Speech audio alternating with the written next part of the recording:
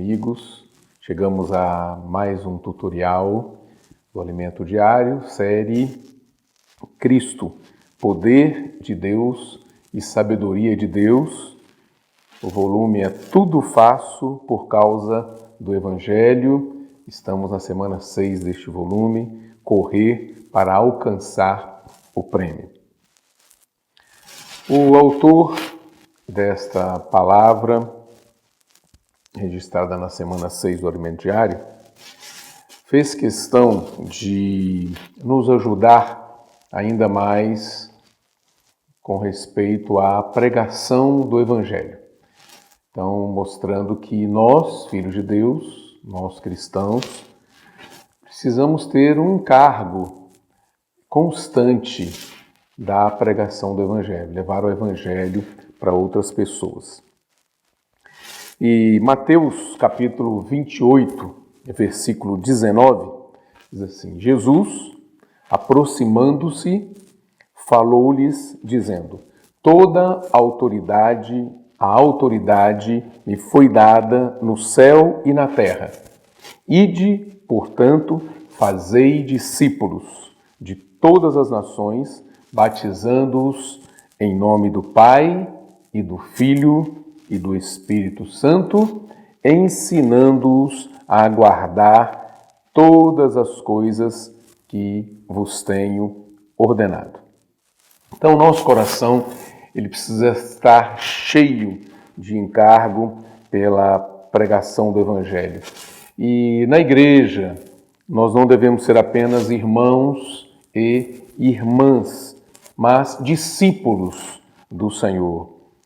Discípulo ou discipulado não significa controlar a vida dos irmãos, mas produzir nos irmãos discípulos.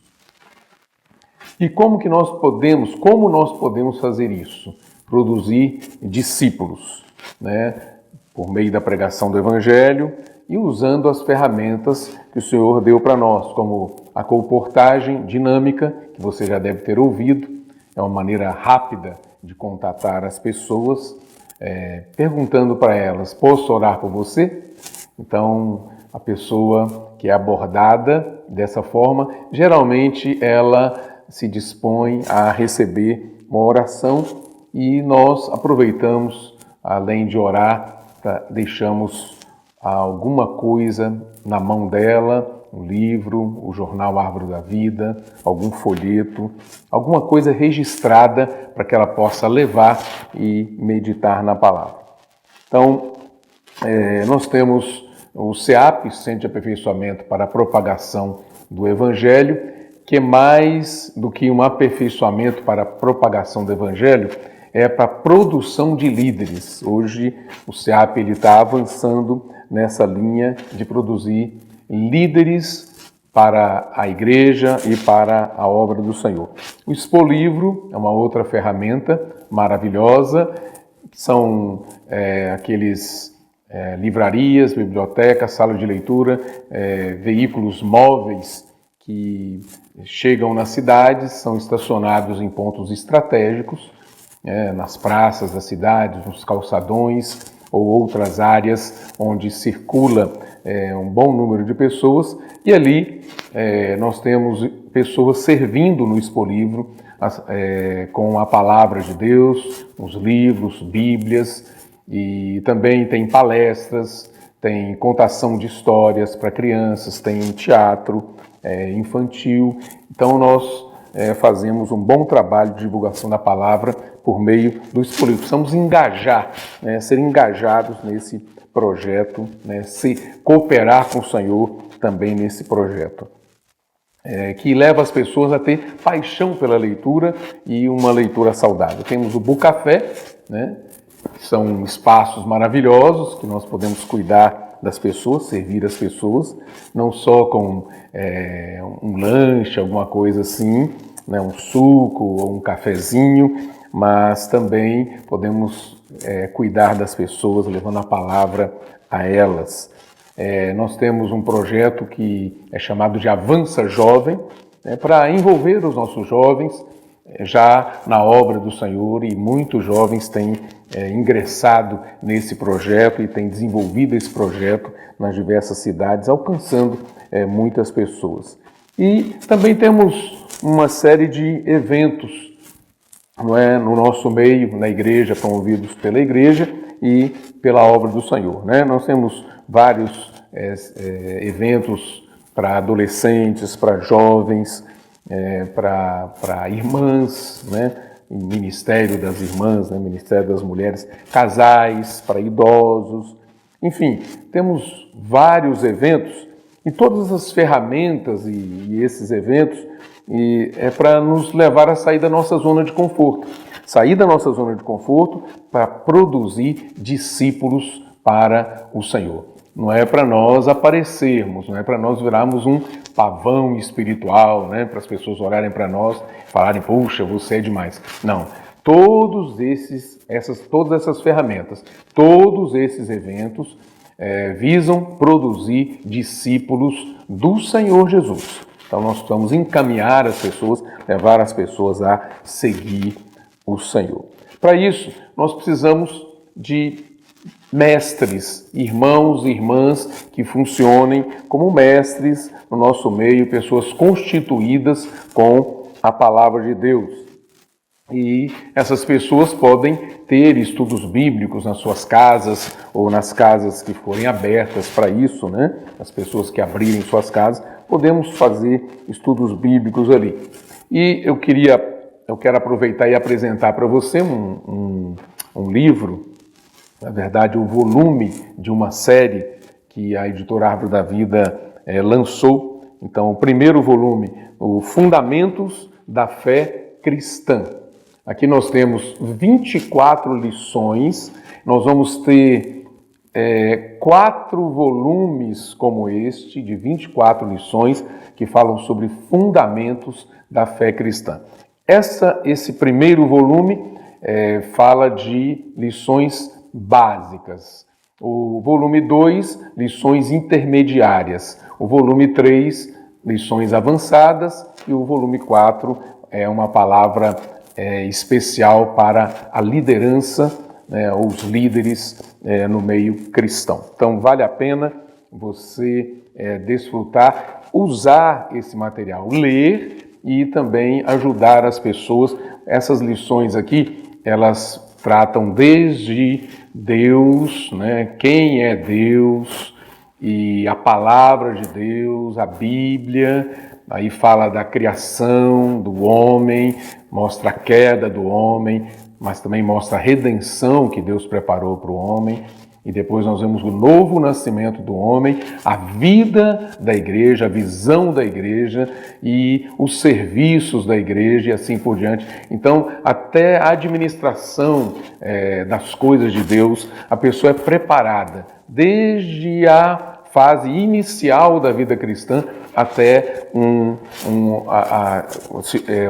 uma fase mais avançada em que ela vai poder ser mais útil ao Senhor. Queremos recomendar a leitura deste livro, Fundamentos da Fé Cristã. Daqui a pouco vai sair já o volume 2. Alguns irmãos, algumas igrejas já estão utilizando esse material.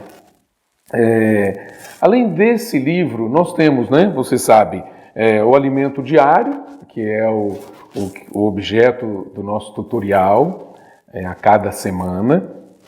Então, o alimento diário, nós temos livros que falam de coisas básicas, verdades da Bíblia, e essas verdades, elas são básicas, é um fundamento que não se mexe, né? A Bíblia, a palavra de Deus, ela tem essa característica.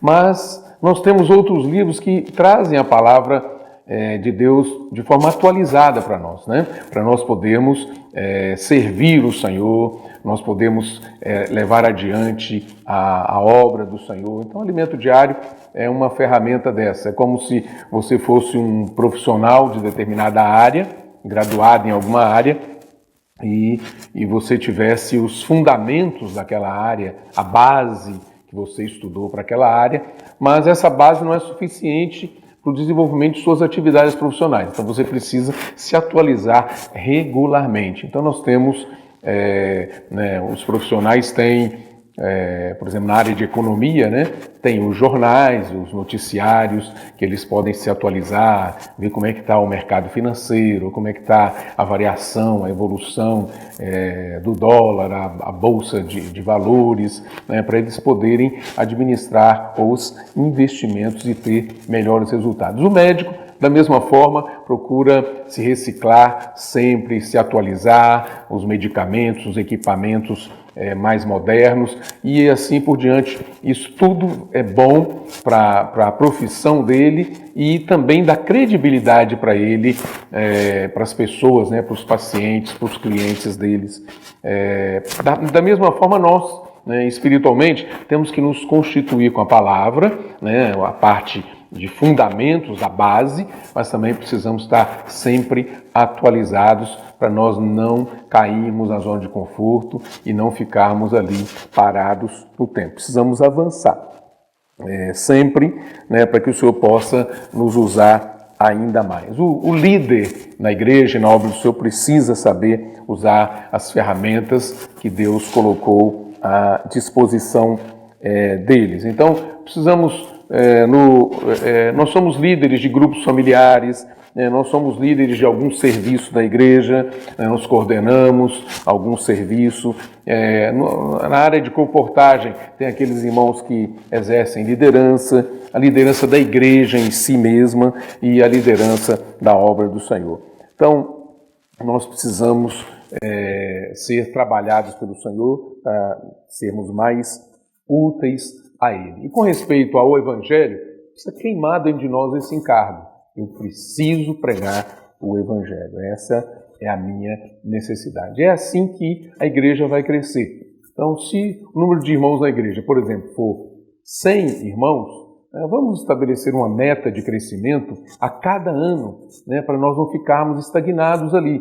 Então, nós temos 100 irmãos, vamos agora até o final do ano, estabelecer como meta aumentar em 20% o número de irmãos da igreja. Quer dizer, durante o ano inteiro, né? Agora nós já estamos no meio do ano, mas a cada início do ano precisamos ter essa meta de aumento, de acréscimo de pessoas na igreja. Com respeito ao Evangelho, esse foi o encargo do apóstolo Paulo. Quando nós vemos Atos capítulo 26, do versículo 15 ao versículo 19, quando Deus chamou Paulo, Deus despertou Paulo, Deus levantou Paulo, foi para que ele fosse ministro e testemunha de Cristo, e ele cumpriu o seu ministério sendo obediente à visão celestial. Nós também precisamos ser essas pessoas hoje. Vamos então ver aqui 1 Coríntios, capítulo 9, é um texto que você já deve conhecer, mas vale a pena nós lermos aqui com você. Capítulo 9, versículos 16 e 17 diz assim: Se anuncio o Evangelho, não tenho de que me gloriar, pois sobre mim pesa essa obrigação, está aqui na nossa versão, mas uma boa tradução, a melhor tradução pesa essa necessidade. É mais do que uma obrigação, é uma necessidade. Porque ai de mim se não pregar o Evangelho. Se o faço de livre vontade, tenho galardão. Mas se constrangido, é então a responsabilidade de despenseiro que me foi confiada. Nós tratamos esse assunto de responsabilidade de despenseiro em tutoriais anteriores. E o que nós queremos colocar aqui é fazer com que esse encargo do Evangelho continue queimando em nós como se fosse uma coisa necessária. Eu preciso disso para viver, não é? Por exemplo, um jogador de futebol, nós brasileiros gostamos de futebol, então sempre gostamos de usar como exemplo. O jogador de futebol, ele está num time, seja no time ou na seleção do país, ele gosta de estar em campo. Ele não gosta de ficar no banco de reserva. E quando ele entra, ele não gosta de sair. Então, não sei se você já observou isso. O jogador de futebol, ele gosta de estar em campo, ele gosta de jogar, ele gosta de participar daquela partida de futebol. Então, nós somos pregadores do Evangelho, precisamos gostar disso, precisamos amar isso. E quando nós pregamos o Evangelho, nós nos sentimos bem fazendo isso. Toda vez que você prega o Evangelho, pode observar, né? Prega o Evangelho para uma pessoa próxima a você, seja seu colega de trabalho, de escola, ou vizinho, ou uma pessoa na rua, no ônibus, no metrô, onde quer que você esteja, no supermercado, num shopping, ou num parque, onde quer que você esteja. Quando você prega o Evangelho para uma pessoa, você parece que sai dali mais leve, mais alegre. Aquela pessoa foi suprida, foi guardada pelo Senhor e muitas vezes salva e liberta de muitas coisas. E você também sai dali mais livre, muito mais alegre. E versículo 24 diz assim: não sabeis que os que correm no estádio, todos na verdade correm, mas um só leva o prêmio. Correi de tal maneira que o alcanceis. Paulo fez essa comparação aqui, porque naquela época era muito comum os jogos, lá na Grécia. Então as pessoas estavam bem acostumadas a esse linguajar. Só que o atleta lá era aquela pessoa que participava daquelas competições. Participavam muitos, mas um só levava o prêmio. No campo espiritual não é assim. No campo espiritual, todos nós vamos ganhar um prêmio, vamos ganhar um galardão. Se nós formos vencedores, nós vamos ter direito a um galardão. Então, o encargo da palavra dessa semana é exatamente esse. Nós vamos correr para ganhar esse galardão. E aqui fala, corre no estádio. Estádio, você pode estar acostumado a ouvir essa palavra estádio, parece que é uma coisa assim. Na verdade, estádio aqui é pista de corrida. Então, representa pista de corrida. E o mais importante é você correr e não parar. Você atingir a sua meta na corrida. É muito comum o cristão começar a vida cristã, depois arrefecer, parar. Então nós precisamos ser encorajados a prosseguir. Não podemos parar na vida cristã. Então todos nós vamos no final ser vencedores. Então tudo que nós fizermos hoje deve ter isso, nós devemos ter uma meta ao fazer isso, ganhar pessoas, levar a palavra para as pessoas e aumentar o número dos filhos de Deus na terra. Então, os serviços que nós fazemos na igreja, eles não são um fim em si mesmos. Às vezes a gente fica alegre, puxa, fiz um serviço aqui no local de reuniões, fiz a limpeza, arrumei as cadeiras, participei da preparação do almoço, do jantar, da refeição, do coquetel, de alguma coisa, ou servir na gravação do áudio, do vídeo, ou na música. Então nós nos contentamos com o serviço, mas o serviço, na verdade, é para produzir pessoas para o Senhor, para produzir discípulos, para produzir seguidores do Senhor. Então não adianta nada eu ter um local de reuniões muito bem arrumado, muito bem instalado, ter uma comida deliciosa e não ter gente para desfrutar de tudo isso, não é verdade? Então nós precisamos, tudo que nós fizermos, nós devemos ter como meta alcançar pessoas para que elas possam seguir o Senhor juntamente conosco. Atos capítulo 20, versículo 24, diz assim: porém, em nada considero a vida preciosa para mim mesmo, contanto que complete a minha carreira e o ministério que recebi do Senhor Jesus para testemunhar o evangelho da graça de Deus. Lembra que eu falei para vocês que essa é a experiência do apóstolo Paulo? Então, Atos 20, 24, ele faz essa declaração. Complete a carreira. O importante é continuar correndo até completar a carreira e o ministério que recebeu do Senhor. Então, não podemos parar. 1 Coríntios capítulo 3, versículo 8, diz assim: ora, o que planta e o que regam são um, e cada um receberá o seu galardão segundo o seu próprio trabalho. Então, nós vamos citar alguns versículos aqui agora e ler para vocês. São textos bíblicos que falam sobre galardão. É muito importante, né? É isso que nos move na vida cristã, na vida com o Senhor. É saber que nós estamos passando por um momento de prova hoje, passando por dificuldades hoje, né, nessa carreira que nós estamos, mas nós não desistimos porque há um galardão, há um prêmio nos aguardando. O Senhor preparou para você, preparou para mim um galardão. No versículo 14 ainda de 1 Coríntios 13 diz assim: se permanecer a obra de alguém que sobre o fundamento edificou, esse receberá galardão. Olha, você vai ver que o galardão está relacionado com a obra, não está relacionado com a salvação de Deus. Quer dizer, nós cremos no Senhor, não é, e fomos salvos. Agora nós precisamos servir o Senhor para ganharmos galardão. Não podemos parar no estágio da nossa salvação.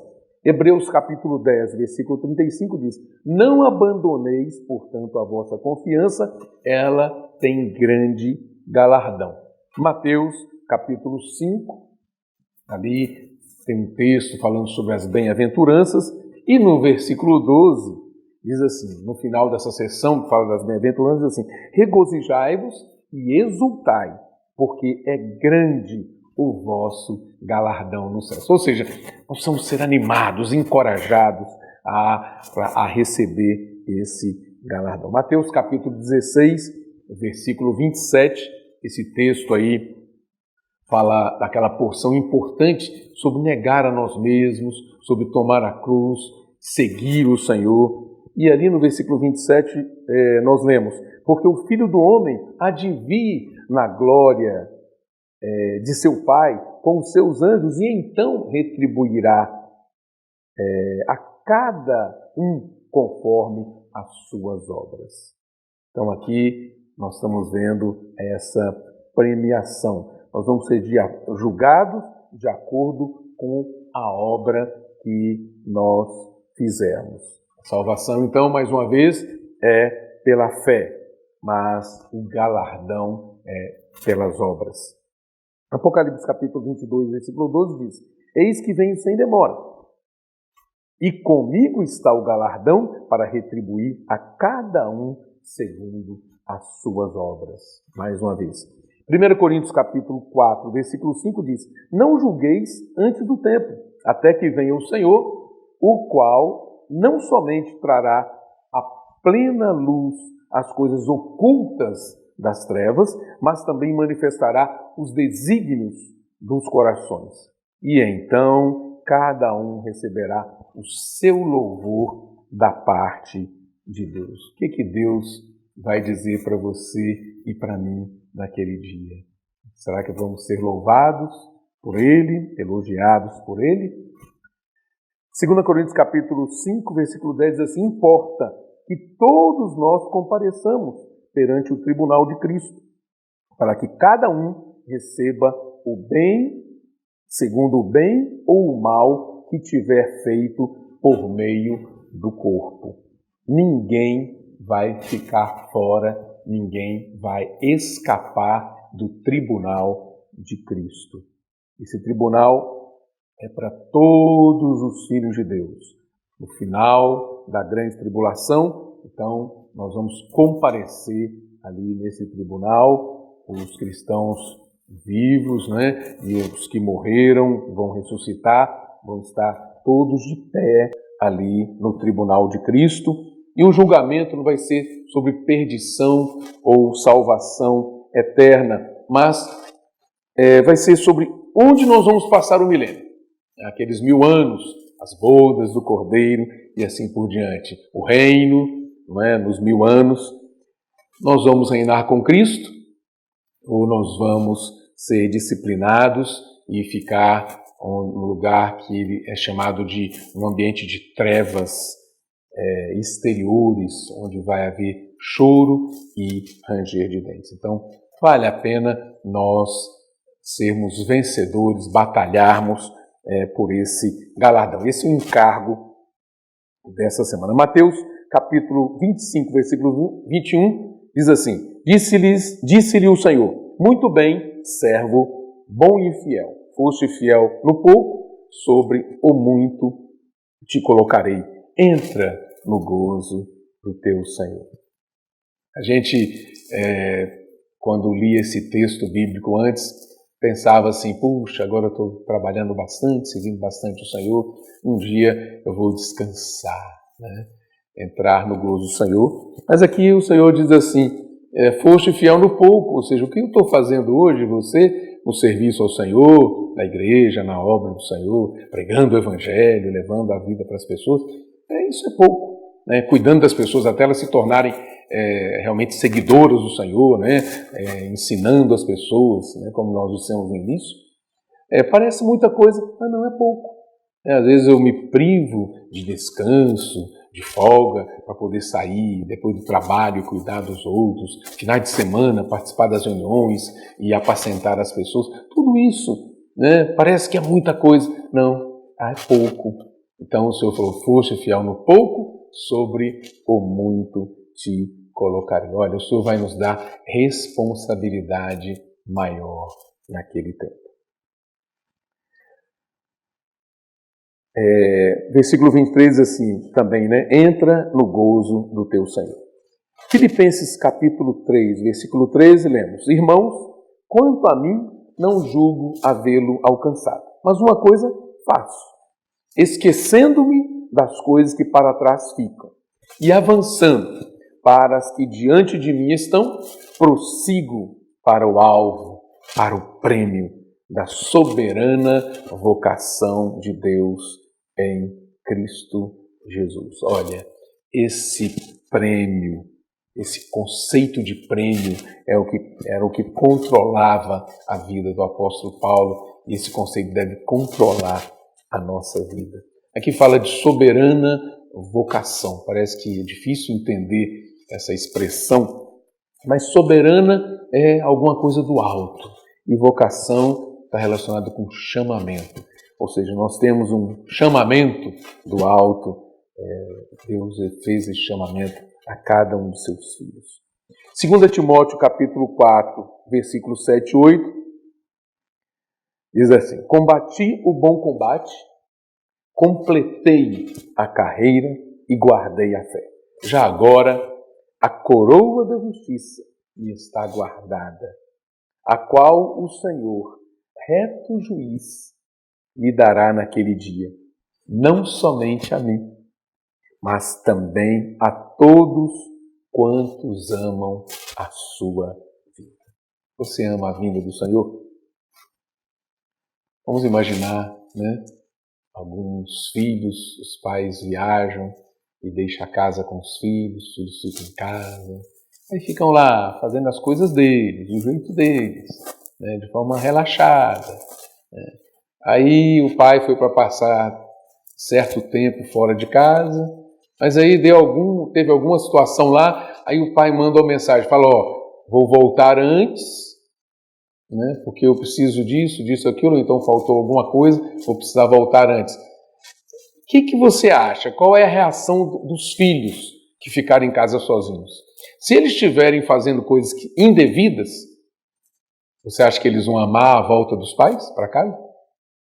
Então essa é uma palavra de ajuda para todos nós. Nós de fato amamos a vinda do Senhor? Ou nós estamos torcendo para que Ele, Senhor, fique mais um pouquinho ainda? Estou fazendo algumas coisas aqui que não combinam com o Senhor, não combinam com a vida cristã, não combinam com a edificação da igreja. São coisas muito longe do Senhor, alheias ao Senhor. Espera um pouquinho, Senhor, não vem agora. Será que essa é a nossa reação, a nossa atitude hoje? Ou de fato nós amamos a vinda do Senhor? Nós devemos ser esses que amam a vinda do Senhor. Não vamos pedir para ele aguardar, não. Vamos falar, Senhor, venha, Senhor. Hebreus capítulo 11, versículo 26, diz assim: considerou o opróbrio de Cristo. Aqui está se referindo à experiência de Moisés. Não é? Aqui ele fala, considerou o opróbrio de Cristo por maiores riquezas do que os tesouros do Egito, porque contemplava o galardão. Ele estava ali numa situação no Egito, de muito conforto, tudo que precisava para a vida humana da pessoa, tinha tudo de bom ali, mas ele considerou aquilo ali,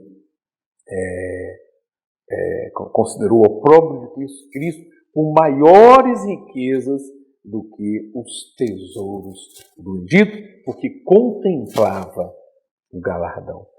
Hebreus capítulo 4, versículo 9, aqui diz assim: resta um repouso para o povo de Deus. O povo de Israel